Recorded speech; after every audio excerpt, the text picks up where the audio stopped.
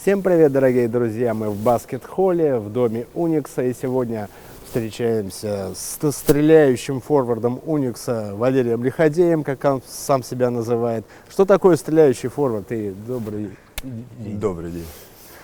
Стреляющий, ну я не помню, чтобы, конечно, я так себя называл, разве что в шутку, но скорее даже бросающий, потому что одна из моих основных задач – это забивать дальние броски, такая снайперская задача. А форвард – это, так как я большой ростом и, надеюсь, с телосложением, вот, моя основная задача быть большим и помогать маленьким. Ни для кого не секрет, что у спортсменов команды есть прозвище, а у тебя фамилия прямо напрашивается на фантазии партнеров по команде, журналистов, болельщиков. Как тебя в команде называют в Униксе и до этого как в других командах называли? Ну, в данный момент меня сокращенно называют либо по имени, либо по фамилии, либо Лихо, либо Вали. Вот. А так, ну я даже не знаю, какие варианты у журналистов насчет моей фамилии. Ну, у меня вот напрашивается «не буди лихо, пока тихо», что-то вот с этим. Такое тоже бывает, да. А то мне просто интересно, редко кто подбирает к моему имя, фамилии что-то интересное какую-то кличку. А какие-то забавные случаи вот с этим были связаны у вас? С партнерами, какие-нибудь приколы там? Ну, как-то даже такого, что прям супер интересного, наверное, нет. Потому что как раз именно тяжело подобрать что-то смешное к этому. Но вот у нас с Пашей Сергеевым есть забавная история, потому что он зовет меня просто З. З? Да. А в честь Но чего? для того, чтобы это объяснить, нужно быть в теме, потому что все изначально началось просто с моей фамилии, потом пошло, и такая сложной технической, скажем так, дорогой дошло к тому, что просто З.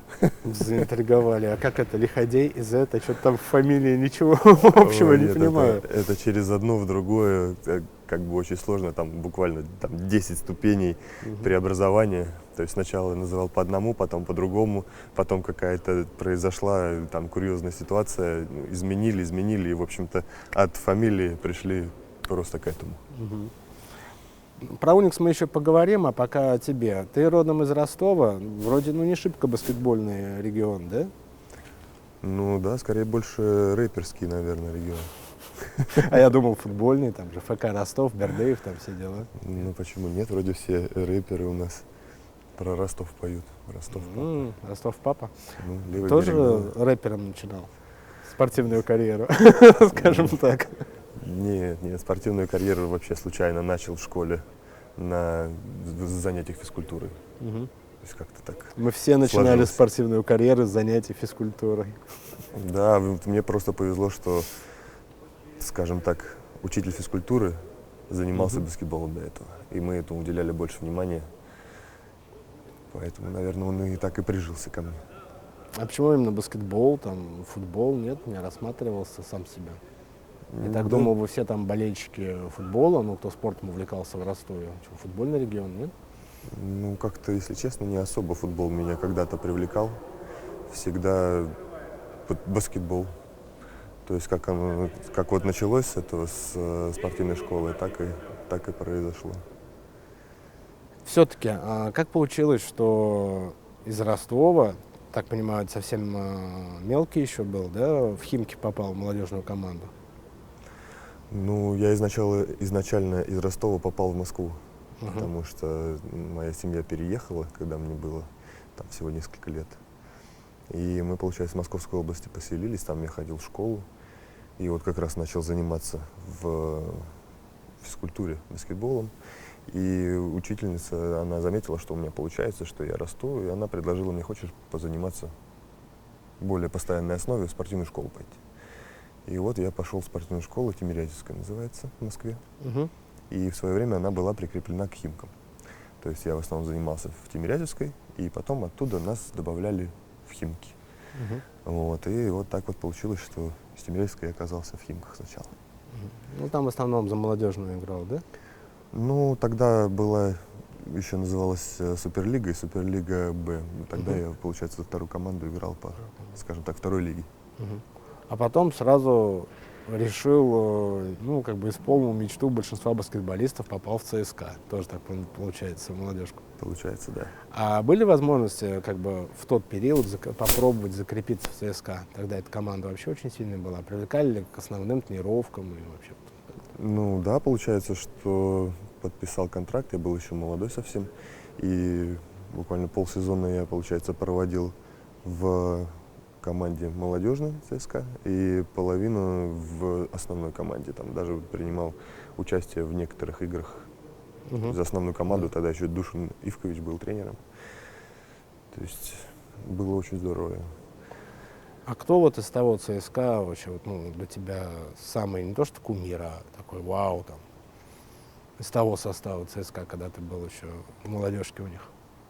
С кем вышел на тренировку? Из того да, состава там, я еще Холден, помню, там, что кто-то мы, был. да, были, там был Серега Моня, был Кириленко, Андрей, был Леша Саврасенко, Папа Лукас.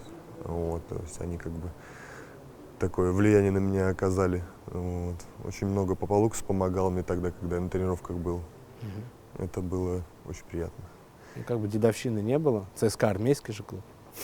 Ну, как сказать, на тот момент мне казалось, что, конечно, меня прессуют серьезно. Сейчас, даже не знаю, сейчас как-то у молодежи больше свободы, что ли.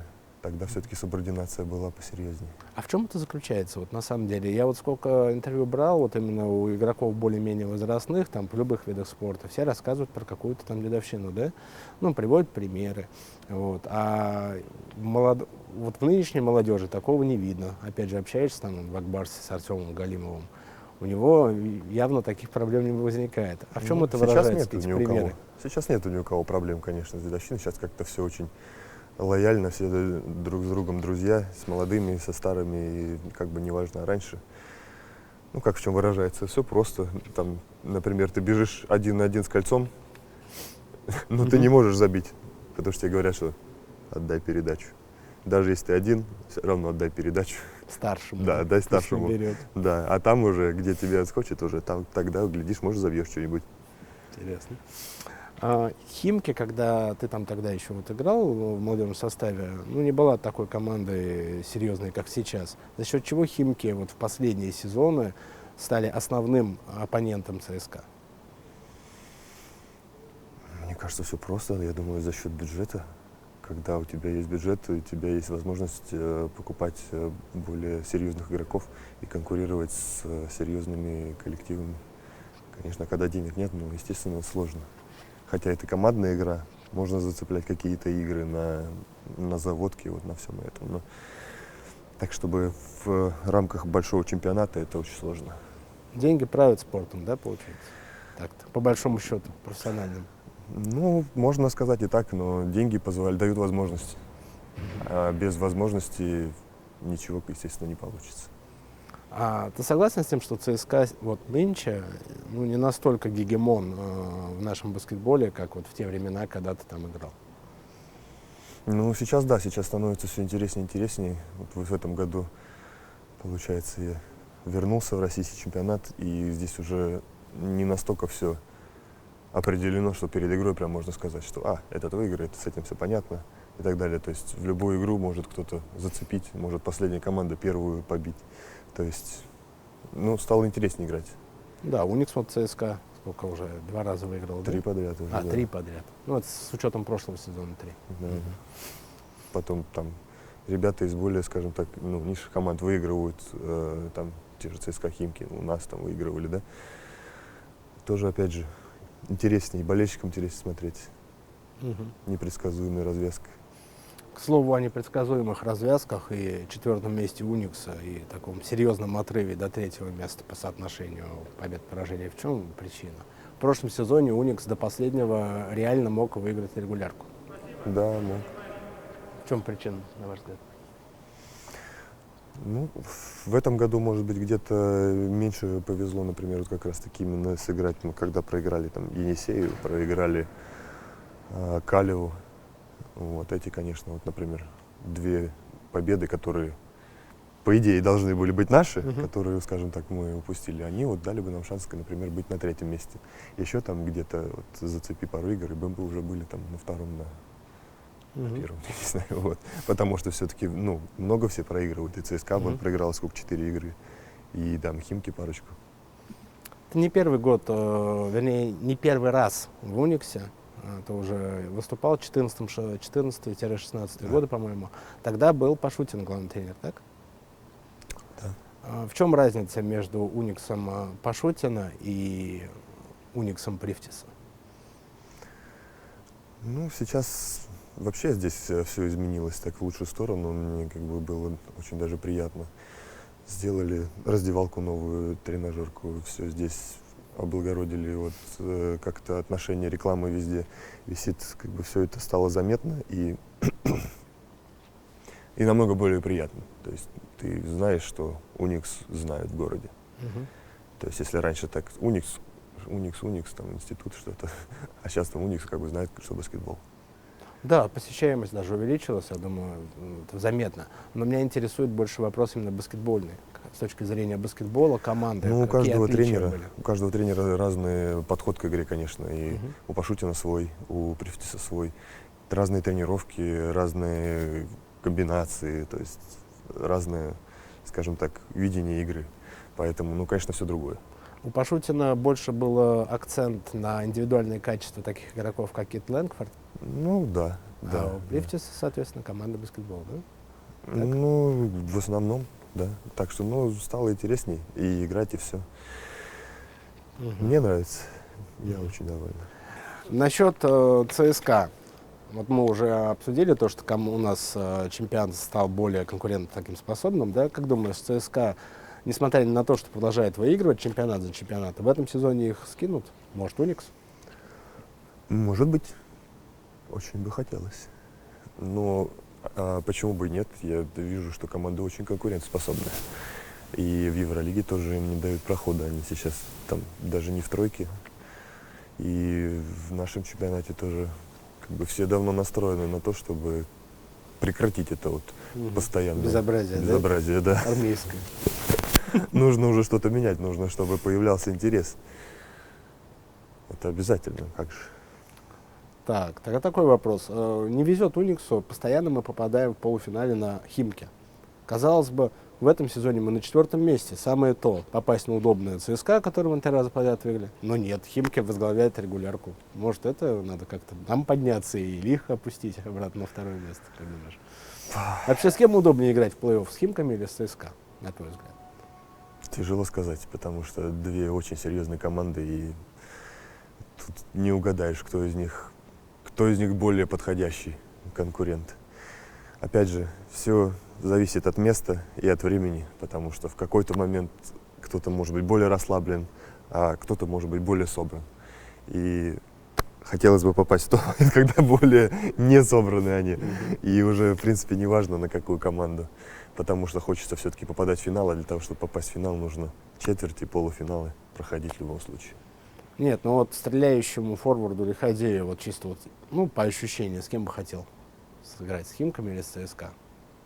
Я бы и с теми, и с другими с удовольствием играл, потому что всегда очень интересно с сильными соперниками играть. Нет, чтобы пройти дальше, я имею в виду.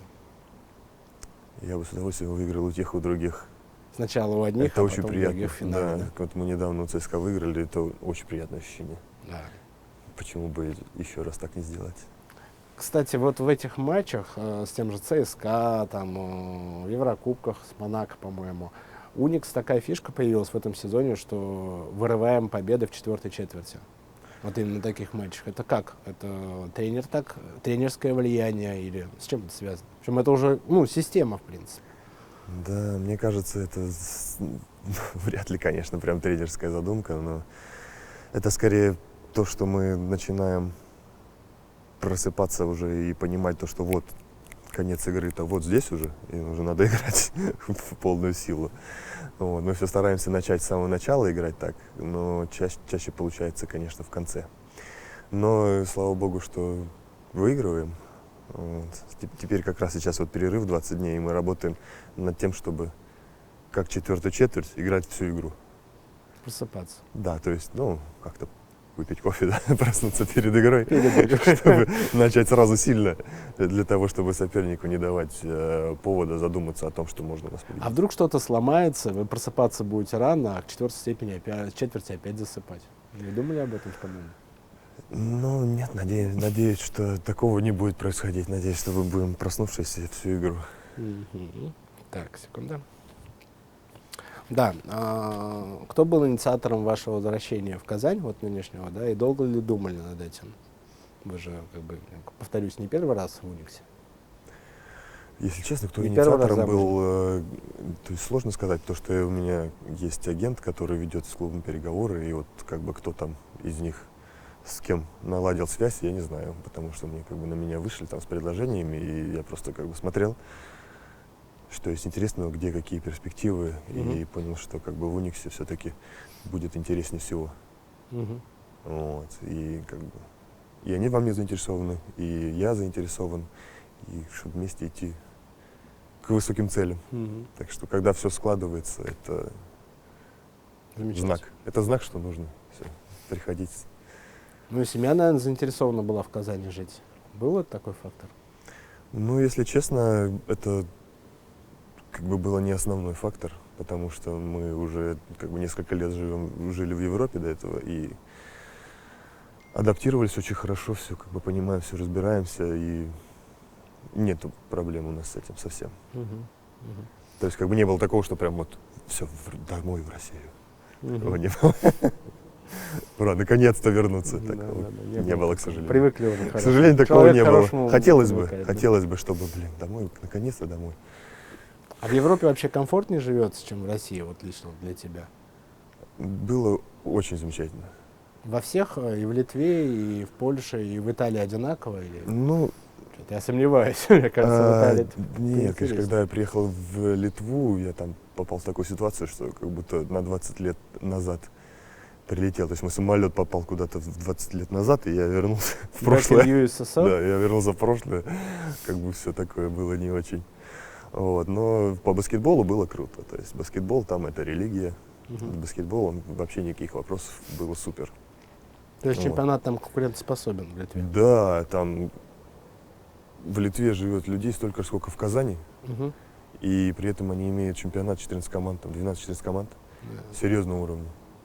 И, ну, это считать, что чемпионат Казани играет 14 команд, на которые там ходят там, по несколько тысяч человек на каждую игру. Из которых есть там Литовас Ритас, Нептунас, Жальгирис. То есть евролижные команды, еврокубковские, любые. И это было бы, например, все в одном городе, в одной Казани. Вот так, ну, сложно представить. А там вот в одной стране так все есть. То есть, ну, да, это там было просто неподражаемо. А в Польше проблем не было с тем, что ты русский? Нет. Ну, как бы не любят же нас в Польше. Это здесь нам говорят, что нас не любят, а там с этим нет никаких проблем. Там не любят скорее политиков наших, а людей-то с людьми с нашими все хорошо. Да, нам было очень здорово. Даже, ну, может быть, конечно, то, что я еще спортсмен был, но многие, конечно, не знают. Ну, в основном все знают, но многие не знают. Но отношение было замечательное. То есть очень комфортно все. От мелочей житейских до баскетбола. Все было вообще фантастика. Знаешь такого волейболиста скандального Спиридонов, Спирик в Твиттере? Знаю, конечно. Вот он, его там не любит, например. Ну, есть причина, конечно.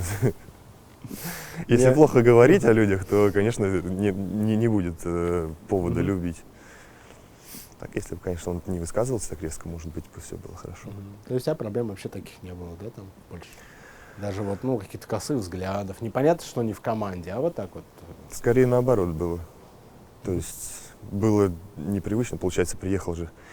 Я же сначала там в Литве, в Италии, то есть, да, потом вернулся в Россию, лето несколько месяцев провели в России, в Краснодаре, потом поехали в Польшу, приехали и как бы сразу столкнулись с доброжелательностью с такой, что это нас обескуражило. То есть мы сняли квартиру, заселились, и первый день мы там выходим на улицу, во двор гулять с ребенком. И дверь открываем, выходим, и соседи спускаются по лестнице, там кто-то на лифте, и все такие: здравствуйте, добрый день, здравствуйте, здравствуйте. Мы такие: непривычно. Здравствуйте. Да, здравствуйте. Выходим на улицу, нам все здравствуйте, здравствуйте. Мы здравствуйте, здравствуйте. Мы только первый день приехали, и с нами все соседи поздоровались, все дети там игрушками все меняются, все играют друг с другом. Вот, то есть нет такого, что там, да, это мое, там кто-то украдет или еще что-то там. Во Как дворе у нас прям. песочница. Да, во дворе прям люди оставляют игрушки, то есть мы всегда выходили без игрушек практически. То есть мы что-то вынесли, оставили во дворе, там дети играют, потом мы приходим, играем. То есть, ну, там обычно гора. И никто не ворует ничего, все как было, так и остается. Велосипеды оставляют на улице, нет проблем. Поразительно, конечно. Да, было поразительно вернуться назад, когда приходишь, а тут все, мое там, отдай, там пихаются. Это было, конечно, немножечко непривычно. Да. На эту тему вот вчера интересно канадский один хоккеист, который раньше в Витясе играл, сказал то, что он здесь от вот этой вот атмосферы, короче, начал бухать водку. Пить водку начал, спиваться, короче. От какой именно атмосферы? Ну вот У нас про много то, что разных мы есть. рассказываем, вот о чем мы сейчас говорим. Детская атмосфера? Нет, ну напряженности, вот этого вот, как это называется, неулыбчивости, наш менталитет. Ну, это да, это очень жестко. Вот. Так что прям интересно. Ладно, это с этим понятно. А чемпионат Италии это самый крутой чемпионат Старого Света или нет? Ты там поиграл и, соответственно, сейчас играешь в единой лиге ВТБ, можешь сравнить.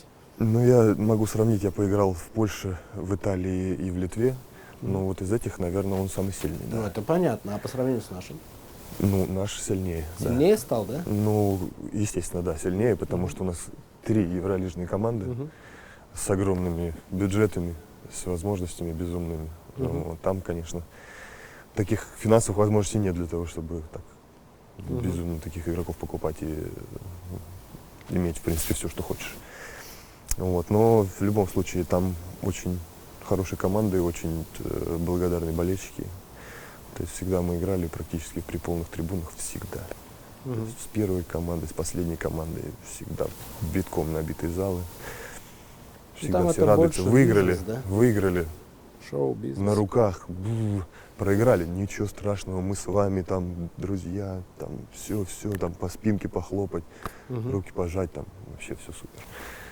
То есть, ну, агрессии нет, да? Выиграл, молодец, проиграл. Ну, ничего страшного. Да. Я просто четко помню, когда тот же Авлеев переходил в Бенетон итальянский, это воспринималось как повышение, такое мощное повышение в статусе, переход в итальянский чемпионат. То есть, опять же, мы за счет денег, собственно говоря, сделали свой чемпионат сильнее, получается так. Потому что у нас Везде же так. не битком залы, как в Италии, на всех матчах, правильно? Ну, к сожалению, да. Но в любом случае от этого все зависит. Как бы хорошие игроки дорого стоят. Поэтому как бы они выбирают там, где больше платят. Правильно?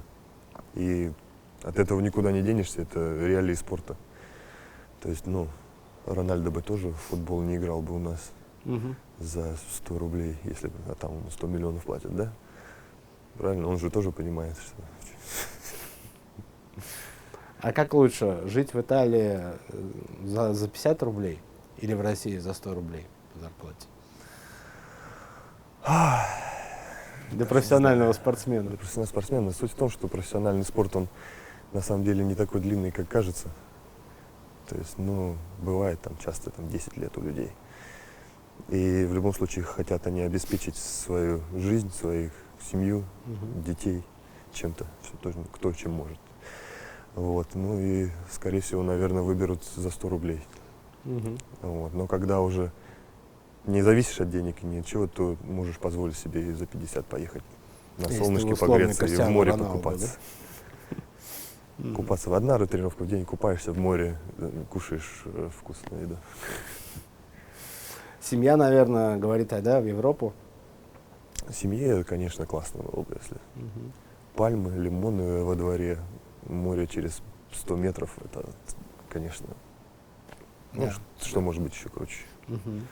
Ваша супруга, она с группы поддержки баскетбольного клуба «Локомотив Кубань». Это был классический случай успешной охоты на богатого мужчину или что-то другое? Расскажи, пожалуйста. Нет, это совсем было не то. Это скорее был охота спортсмена за девушкой.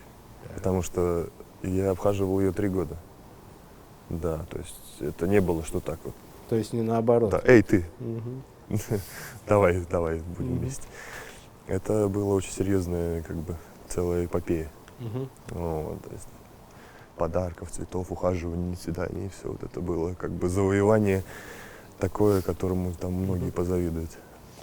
Жизнь спортсмена, она же все-таки перелеты, переезды из одного города в другой. Я так понимаю, вашей супруге пришлось отказаться как бы от черлидерства, да? Ну да, особенно сейчас, когда у нас ребеночек маленький. Да. А сразу отказался или сопротивлялся?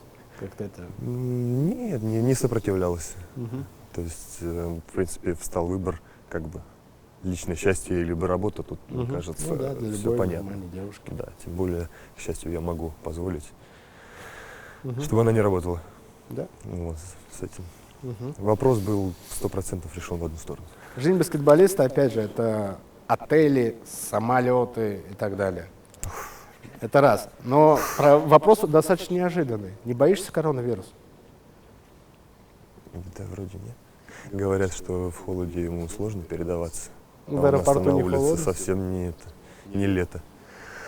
Но в аэропорту, да, конечно, так, опасненько, но пока что вроде бы в основном в азиатских странах сложности. Мгм. Нет, Ну. ну в аэропортах-то они же, ну, все летают, собственно говоря. Ну, В отелях Как-то тоже щас- кто только не живет. понятно, но как-то сейчас вроде как построже стало со всеми этими делами. Не знаю, я не то чтобы сильно переживаю, но и противогаз одевать не собираюсь. Вот, но стараюсь все равно, как бы, со своими ребятами мы так кучкуемся аккуратно. Ну, в принципе, мы так и всегда летаем. То есть Чихаете только между собой. чихаем только друг на друга, больше никого. Вот, и стараемся, чтобы на нас никто лишний тоже не чихал. Понятно. В КХЛ просто ввели там какие-то серьезные профилактические меры, там рассказывал тренер трактор, по-моему, Челябинского. В единой лиге ВТБ или, может быть, в Униксе врачи как-то, может, вас обследуют постоянно. Потому что, ну, на самом деле, шутки шутками, но проблема серьезная. Я вообще удивляюсь, как до сих пор, например, Кунь-Лунь этот из КХЛ позволяет им участвовать. Ну, потому что достаточно одному спортсмену заразиться, тренировки, вы же там все там дышите активно, там все дела, это же очень опасно. Что-то вообще Ну, предпринимается на эту тему? Если так подумать, от обычного гриппа в день погибает больше, чем от коронавируса за все это время погибло. Ну, Просто да, от обычной наверное. простуды. Мгм. То, по идее, это нужно панику поднимать, что простуда. Все Да, но чихают, простуды все кашляют. знают, как лечить, а коронавирус не знают, как лечить. Ну и не все умирают. Не все не умирают, да, но его не излечили пока, получается. Ну, почему? особо, ну, Излечиваются же, есть Нет, они вылечившиеся. сами излечились, лекарств-то нету, просто он сам прошел и прошел. Кто-то умер, кто-то у кого-то прошел. Есть много болезней, которые более опасны сейчас и более, мне кажется, стоит им уделять внимание, чем этому вирусу. Ну, то есть ты не поддерживаешь этой всеобщей мировой истерии, потому что даже вот это всемирное, как его, общество здравоохранения, они же признали это, ну, проблемой международного масштаба, там, все дела. Да, понятно. Ну, я не отрицаю, что это проблема. И я не отрицаю, что вирусы это, скорее всего, и будет основной проблемой, как бы, скажем, не Третья мировая война, а именно вот какие-то всякие бактерии как раз таки и будут сложностями. Поэтому не отрицаю, что это страшно опасно, но и дома сидеть сутками напролет не собираюсь. Поэтому не вижу смысла сейчас пока паниковать. Коби Брайант, как вообще отреагировали на известие о его смерти? Ну, так одним словом, обалдели. Все? Все Да. в команде? Мы как раз-таки летели, перед самолетом сидели и в Инстаграме листали. И бам, фотография темная и годы жизни. Мгм. И я так ребят показываю, что случилось, типа, умер? Говорит, да нет, это, говорит, просто Леброн обошел его в очках. Да, там рядом были эти две Да, новости. это будет просто как бы его вот это время, когда он был лидером в очках, а Леброн его обошел. Я говорю, да нет, не похоже, как бы, ну, так обычно пишут, когда человек умирает. Говорит, да нет, фигня, я думаю, ну, наверное, фигня. И мы в самолет садимся, прилетаем, открываем новости, и там везде все, там погиб, самолеты, конечно, вообще было. Что-то такое не ожидаешь. Мгм. Конечно, когда вот так легенды такие баскетбола уходят, то никогда не бывает вовремя и никогда не бывает ожидаемо. То есть Никто не застрахован. никто не застрахован, да. Несмотря И, на личные вертолеты. да, и раз там, и ты такой, о, обалдеть. Ну, к слову о легендах, кто твой кумир? Ну, или кумир, или просто кто тебе нравится из НБА, скажем так. Давай не будем трогать наш чемпионат. Сейчас особо да никто не. Нет, не сейчас, а вообще. Там, Джордан или... Ну, в свое время, да, Джордан мне всегда очень нравился. Всегда нравился. Коби Брайант нравился, Кевин Гарнетт нравился, Шакил нравился. То есть такие легендарные личности. И очень было всегда интересно. Они все такие как бы одаренные спортсмены, безумные. Один очень огромный, другой очень старательный, там третий вообще может делать все, что хочет. То есть смотришь на них и думаешь, ну как? Вот как? Вот я, вот, в принципе, то же самое делаю всю жизнь, но почему вот как бы я же делаю то же самое, но не так как-то. Да. Что-то пошло не так, да? Да, вот почему вот не так, вот в чем дело? А там, ну, как бы... Джордан же, он в бейсболе пытался себя попробовать, а ты не собираешься куда-нибудь входить? Вон Лукаянов у нас из Акбарса в футбол поиграл, может, тебе там водное поло. Там тоже высокие ребята, кстати, за Синтез играют. У них тоже Чтобы требовали. плавать не надо было, а просто ходить по двору, Да. чтобы тебе не топило никто, просто Преимущество, стоишь. Ну, а серьезно, нет какие-то желания попробовать себя в другом виде спорта? Да, честно, не особо. Или просто как болельщик, там, приставка? Ой, вообще, я уже не помню, когда я играл в последний раз. Всё-таки- Лет 10 назад, наверное, у меня была приставка. Больше после этого как-то я Это все жены зло. уже не помню. Да нет, жены уже не было. Мне как-то просто есть чем заняться. У меня есть чем А заняться в чем, свободное кстати, время. тогда? Потому что тут, ну, Тогда? многие же... Да, и друзьями. сейчас- друзья, то есть... Друзья, там, куда-то погулять, что-то поделать, там, с девчонками, там, еще что-то там, Да, это поехать, интересно, что-то чем придумать, тренировки там с утра до ночи. Какое там, куда время-то? Сейчас просто многие молодые спортсмены, они как раз в приставках сидят, там, ну, так вот опять же в интервью там общаешься. У кого Ну, нет семьи. у кого много свободного времени, видимо. Ну, я не знаю, мне всегда есть куда его потратить. Вот, и всегда интересно что-то новое делать, куда-то ходить, чем сидеть дома и просто прожигать глаза, вот потом выходить в слезах. Ну что ж, Валер, спасибо очень. Мне очень понравилось с тобой пообщаться. Да, спасибо, тоже было классно.